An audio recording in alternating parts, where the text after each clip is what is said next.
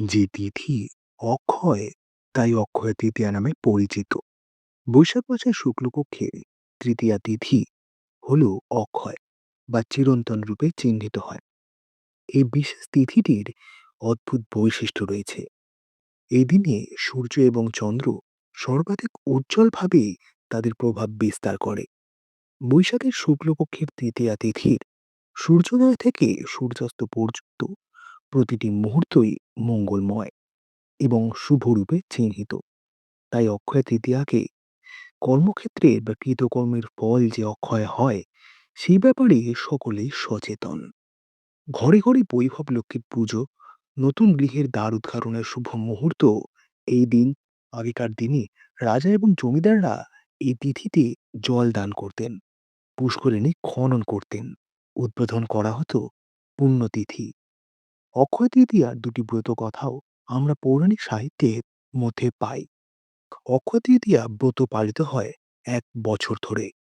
এই ব্রতের কথাটি হলো এইরকম: মৃত্যুর দেবতা যমকে একবার শতানিক রাজা এই তিথির মাহাত্ম্য বর্ণনা করতে অনুরোধ করলে মৃত্যুরাজ যম যে কাহিনী বলেছিলেন, সেটি অনেকটা এইরকম।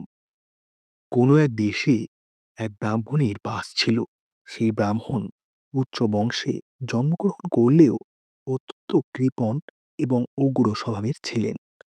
একদিন এক রাজা মৃগয়ায় গিয়ে তৃষ্ণার্ত হলেন এবং একটু জল লাভের আশায় উপস্থিত হলেন সেই ব্রাহ্মণের দুয়ারে। তৃষ্ণায় কাতর রাজা ব্রাহ্মণকে সম্ভাষণ করে বললেন, হে পূজ্য ব্রাহ্মণ, আমি খুবই তৃষ্ণার্ত, আমায় দয়া করে একটু জল দান করুন। রাজাকে তৃষ্ণায় কাতর দেখেও ব্রাহ্মণের হৃদয়ে করুণার সঞ্চার হল না। তিনি মুখ বিকৃত করে বলে উঠলেন, দেখো, এখানে গ্রহণের জন্য কোনো অন্ন বা পানীয় নেই, তুমি জলের জন্য অন্য কোথাও যেতে পারো। ব্রাহ্মণের মুখে এই কটু কথা শুনে তৃষ্ণার্ত রাজা অন্যত্র যাবার জন্য যখন উদ্যত হয়েছেন, ঠিক তখন গৃহের ভেতর থেকে বেরিয়ে এলেন স্বয়ং ব্রাহ্মণী। তিনি ব্রাহ্মণকে তিরস্কার করে বললেন, স্বামী, আপনার জীবনে নিজের সুখ ছাড়া কিছু কি প্রয়োজন নেই? নিজের জন্য অন্ন প্রস্তুত করা এবং তা ভোগ করা, এ তো পশুর তুল্য জীবনযাপন। আপনি একজন তৃষ্ণার্ত ব্যক্তিকে কিছুতেই গৃহ থেকে ফিরিয়ে দিতে পারেন না। এই বলে ব্রাহ্মণী রাজাকে জল দান করলেন। যে তিথিতে ব্রাহ্মণী জল দান করলেন, সেই তিথিটি ছিল বৈশাখ মাসের শুক্লপক্ষের তৃতীয়া তিথি। ব্রাহ্মণী তিথি সম্বন্ধে একেবারেই অবহিত ছিলেন না। তিনি নিজের স্বভাববশত ব্রাহ্মণকে জলদান করেছিলেন। এই ঘটনার বেশ কিছুদিন কেটে গেছে।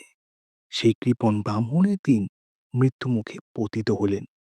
মৃত্যুর পর যমরাজের অনুচরগণ তার ঘাড় ধরে নরকে নিয়ে যাবার জন্য প্রস্তুত হল। কিন্তু বিষ্ণুর দূতেরা আবার তাকে সসম্মানে বৈকুণ্ঠে নিয়ে যাওয়ার জন্য উপস্থিত। যমরাজ স্বয়ং এই ব্যাপার দেখে অবাক হলেন। এ কি করে হয়? এত দুষ্ট স্বভাব ব্রাহ্মণের নরকমনে নির্দিষ্ট, তার জন্য বিষ্ণুর দূতেরা উপস্থিত হলেন কেন?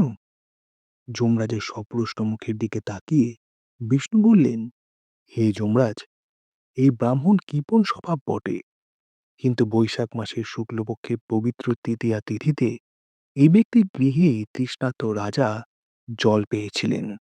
এই ব্রাহ্মণের পত্নী তাকে জল দান করেছিলেন।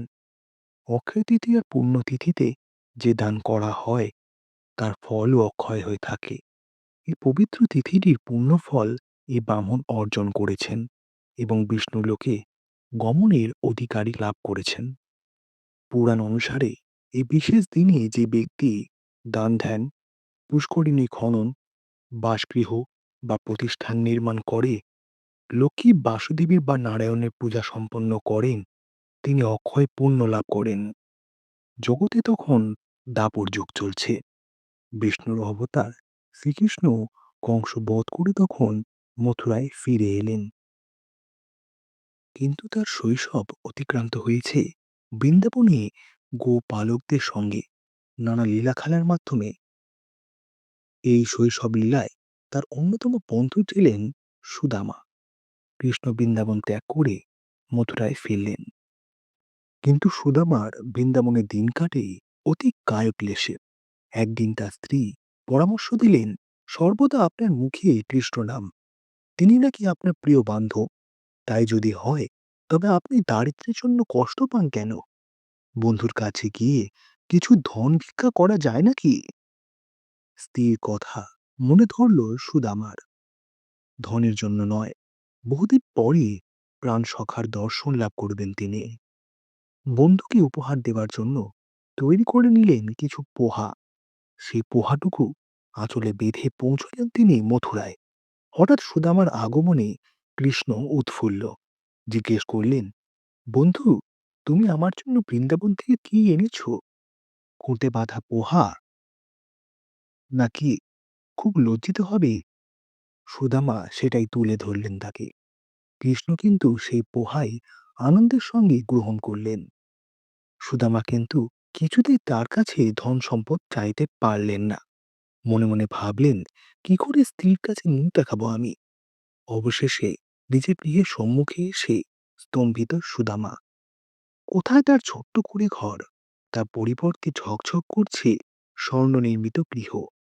যে তিথিটিতে সুদামার গৃহ স্বর্ণে পরিণত হয়, সেটি ছিল অক্ষয় তৃতীয়ার শুভ তিথি। তাই মনে হয় ভাগবত পুরাণের এই কাহিনী মানুষকে এই তিথিতে স্বর্ণ ক্রয়ে প্রেরণা দিয়েছিল।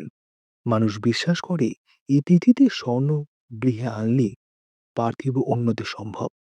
অক্ষয় তৃতীয়ার গুরুত্ব বিশাল।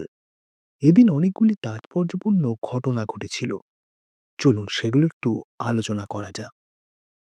এই দিনই রাজা ভগীরথ গঙ্গা দেবীকে মর্তে নিয়ে এসেছিলেন।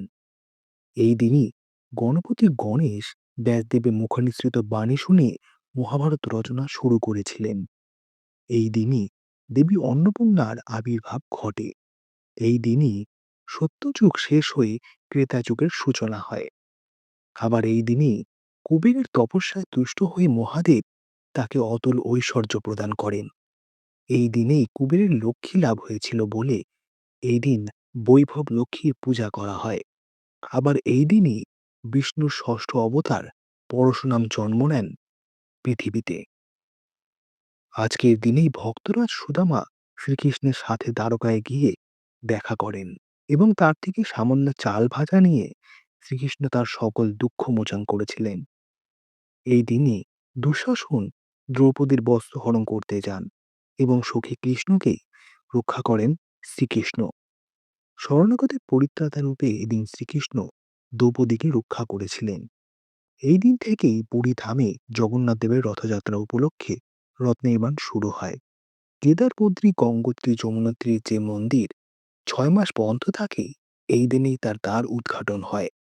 দ্বার খুললেই দেখা যায় সেই অক্ষয় দ্বীপ 6 মাস আগে জ্বালিয়ে আসা হয়েছিল, তা এখনো জ্বলছে।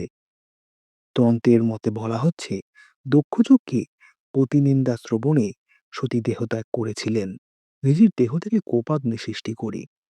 সেই অগ্নিময় দেহ ধূমে পরিব্যাপ্ত হয়েছিল। সেই তিথিটি ছিল অক্ষয় তৃতীয়া, মঙ্গলবার সন্ধেবেলা।